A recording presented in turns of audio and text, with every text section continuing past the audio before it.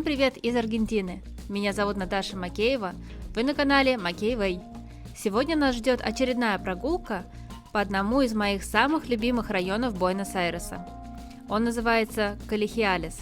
Здесь мы прогуляемся по винтажному рынку Лас-Пульгас, увидим жилой комплекс, который раньше выполнял функцию зернохранилища, выпьем чашечку кофе в ресторане с собственным садом, заглянем в мастерскую по росписи в стиле филитадо, посетим новый парк, построенный на месте заброшенной железной дороги, и полюбуемся с высоты на действующие пути, по которым мчатся голубые вагоны. Но сначала я хочу обратиться к вам, дорогие подписчики, и сказать, что все вы нереально крутые ребята. В прошлом видео про мой первый год жизни в Аргентине я говорила, что у меня есть мечта вывести канал на монетизацию, а вы за несколько дней воплотили ее в жизнь. День за днем я смотрела, как прибавляется аудитория, и за неделю канал вырос на 1000 человек. Соответственно, и время просмотров видео превысило необходимое количество. И теперь мой канал монетизируется. Это фантастика. Не представляете, как меня вдохновил такой результат и замотивировал снимать больше и лучше. Спасибо вам за каждую подписку, лайк и комментарий. А если вы еще не с нами, то жмите на кнопку подписки, ведь лучших влогов про Аргентину вы не найдете.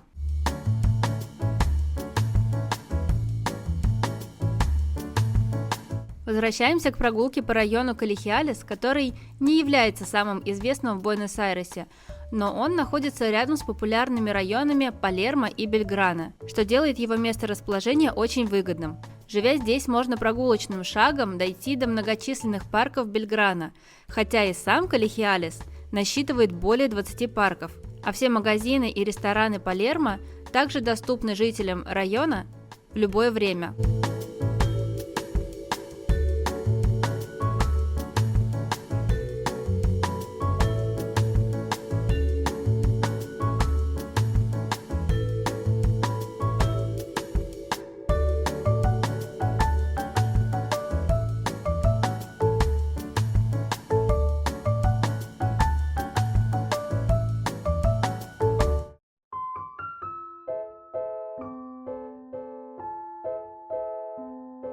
На этих улицах, утопающих в зелени, живет много актеров, телеведущих и прочих представителей творческой интеллигенции.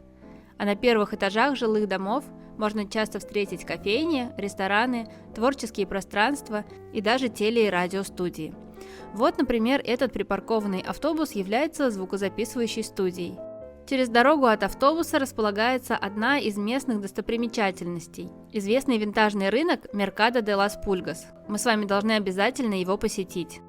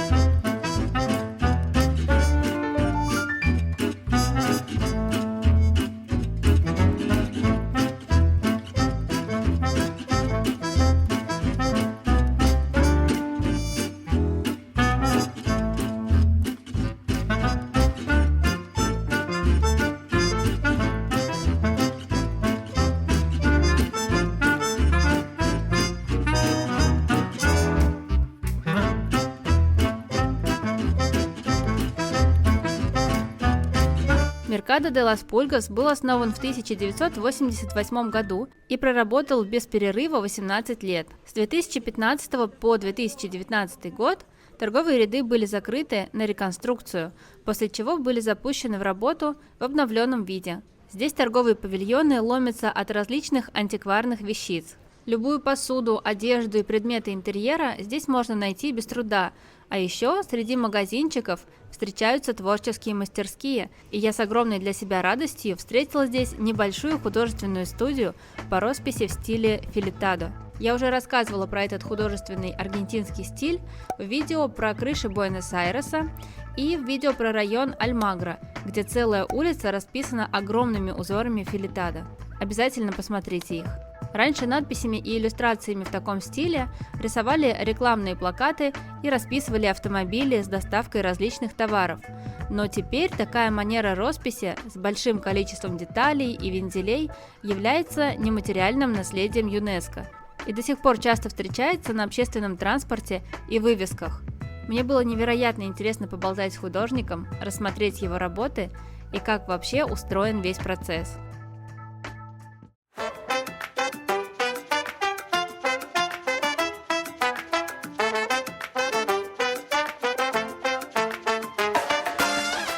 Чуть дальше по улице мы встречаем жилой комплекс очень необычного вида.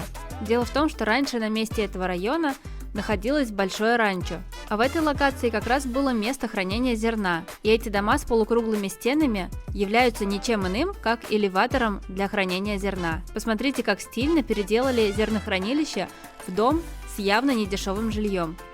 На территории ЖК есть сад, бассейн и парковка. Очень бы хотелось попасть внутрь этого сооружения и посмотреть, как там все устроено, потому что я пока только ночевала в небольшом зернохранилище на ферме в формате глэмпинга. Видео тут.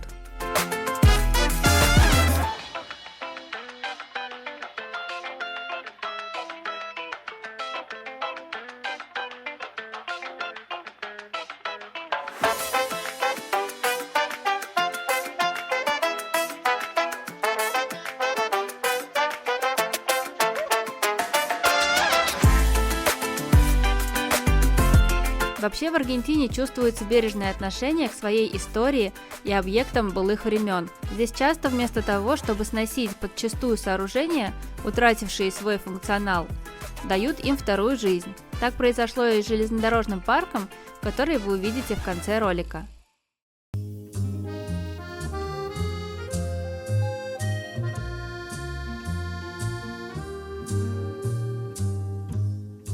Ну а теперь настало время прервать прогулку на чашечку кофе, и я приготовила для вас место с особой атмосферой. Посмотрите, как здесь классно посидеть в саду в тени кустов и деревьев с кусочком наивкуснейшего торта. Десерты здесь самого высшего уровня, это проверенная информация. Также есть и полноценное меню. Если будете в Буэнос-Айресе, очень рекомендую ресторан Las Flores.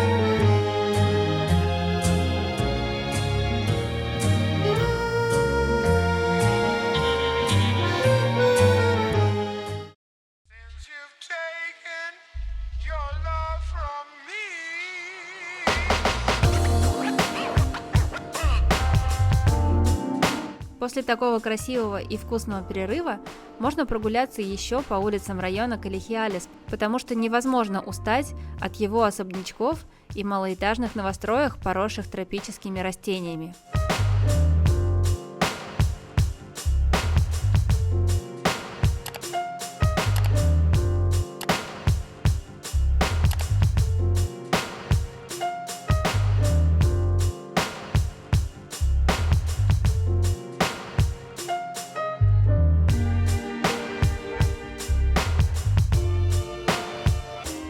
Мы направляемся через мост вдоль железнодорожных путей к тому самому парку, который называется Пласа Сан-Хосе-Пасо. Как видите, через этот район проходит действующая железная дорога. Рядом со станцией несколько линий занимают вышедшие из эксплуатации вагоны, которые уже успели приобрести татуировки в виде граффити.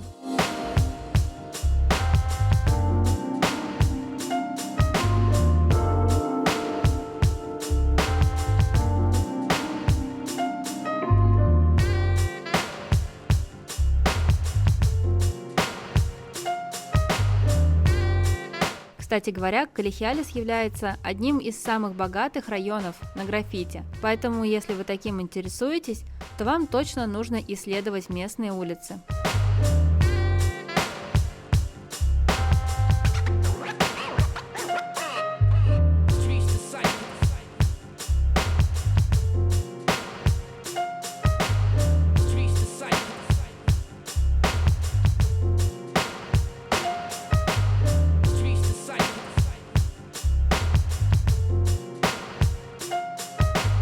А за действующей станцией, если перейти через пешеходный мост, то можно попасть в недавно отреставрированный парк.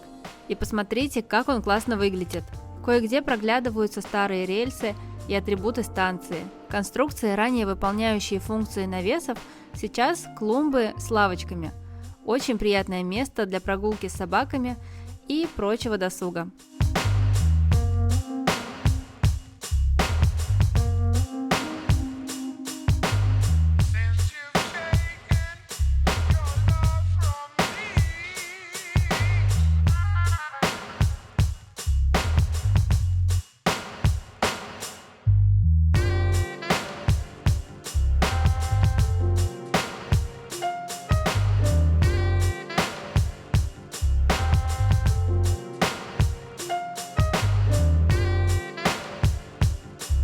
А на этом прогулка подходит к концу.